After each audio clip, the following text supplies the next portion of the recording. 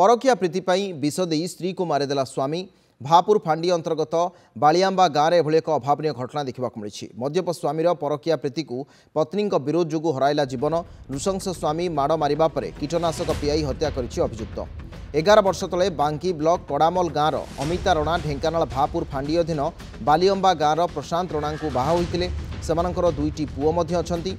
गत किछि वर्ष धरी स्वामी प्रशांत यौतुक पाई 3 लाख टंका पाई स्त्री को नानादी निर्यातना दे आसुथिले, किंतु से जो सबू काजू फैक्ट्री काम करुते सेठी अन्य जड़े महिला सहित संपर्क थिबा कथा स्त्री अमिता जानिबा परे उभयंक मध्य पाटितुंड होइतिला। एने स्वामी प्रशांत मारपीट करुथिले बोली अमितांकर परिवार लोके मध्य अभियोग करुछंती। किंतु गतकाली सकाळे अमितांकु स्वामी बाड़िया पिटा करिबा परे पाटी खोली कीटनाशक औषध पियाई देबा फलरे तांकर मृत्यु होइतिला।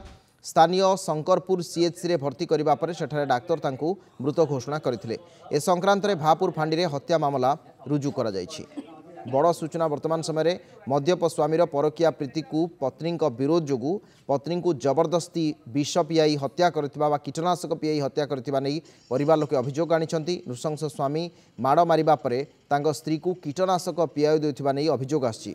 भापुर फांडी रे एक हत्या मामला मध्य रुजु होइछि। सत्यस्वरूप दास आम ढेंकानाल रिपोर्टर ए संपर्क अधिक आलोचना करने आम सहित खूब शीघ्र जोड़ी हे विस्तृत भाव में कथा कि पूर्व कौन प्रतिक्रिया रही शुणु।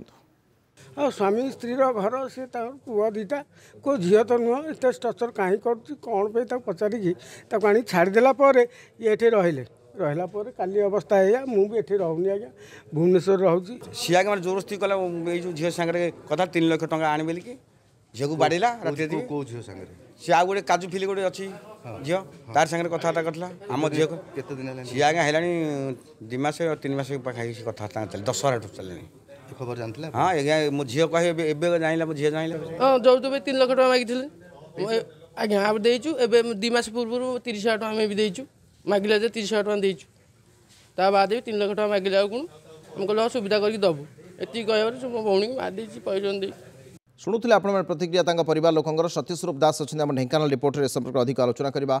सत्य कौन पूरा घटना भापुर फांडी जो हत्या मामलाटी रुजु होइछि वास्तविक ये पारिवारिक कलहरु एभली परिणति होइछि ना या पछरे जो आपणकर परकिया प्रीति एवं ता से संपर्कित किछि घटना रहिछि। अविनाश देखंतु ये जो घटना आपण कहउचंती ये घटना अत्यंत संवेदनशील एवं अत्याचार सबु सीमा टपी जाइछि। गोटे स्वामी जेतेले ता स्त्री पर अत्याचार करे केते तळकु खसी पारे आ से अत्याचार सीमा केते लंबा हेई पारे ये गोटे तार नग्न उदाहरण। जेपरी भापुर बालियंबा घटना रे जेपरी प्रशांत राणा ए घटना घटाइछंती गोटे जो काजू फैक्ट्री से कार्य करथले से काजू फैक्ट्री रो जणे झियंक सहित तांकर परक्रिया प्रीति संपर्क रखिथिले एवं ता विरुद्ध रे स्त्री जेतेले मुह खोलिथिले स्वामी तांको बारंबार बाडौथले बारंबार अत्याचार करथले। ये आजिर घटना नु अविनाश ये कहवा है लगातार 6 मास 8 मास धरी ए परक्रिया प्रीति को लेकिन घरे विस्फोरण घटुला एवं झील घर लोके ए संपर्क में जानी। तेज गतकाल कथा आम जब सीधासख अविनाश कहवा घटना को लेकिन पुणी जो आउ गोटे से झीर फोन आसला ये पुओं पाखक जो फोन आसला प्रशांत रणा पाखक जो फोन आसला से झील प्रशांत रणा स्त्री जी से फोन को उठाई जानी पार्थे सहित कथबार्ता संपर्क विषय सब जानी पार्थे तापर घर गंडगोल होता गंडगोल पर एत स्वामी जनक एत रागी जाते जबरदस्ती मारेला घरे जो विष था धान में पक जाए जो विष था से विष को जबरदस्ती पीआई परिवार लोग बर्तमान अभियोग कर अपरपटे देखा जिते अविनाश जिते स्वामी जानवा पाइला जिते मुंडर राग हजिगला जिते जानवा पाइला स्वामी को एभली कांड से कर शंकरपुर गोष्ठी स्वास्थ्य केन्द्र भर्ती कराई अवस्था गुरुतर हबार ढेंकानाल मृत्यु होती कौट ना कहे एपटे परिवार लोग अभियोग कर गत किसी दिन तले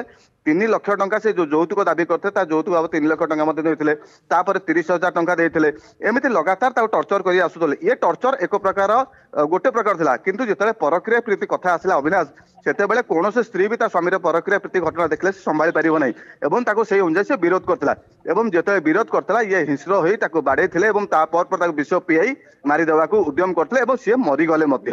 अविनाश ये हूँ बड़ दुखद घटना वर्तमान समय। ठीक अच्छे अनेक अनेक धन्यवाद सत्य आपंक सूचना। सत्यस्वरूप दास ढेंकानाल रिपोर्टर अधिक सूचना संपर्क देते।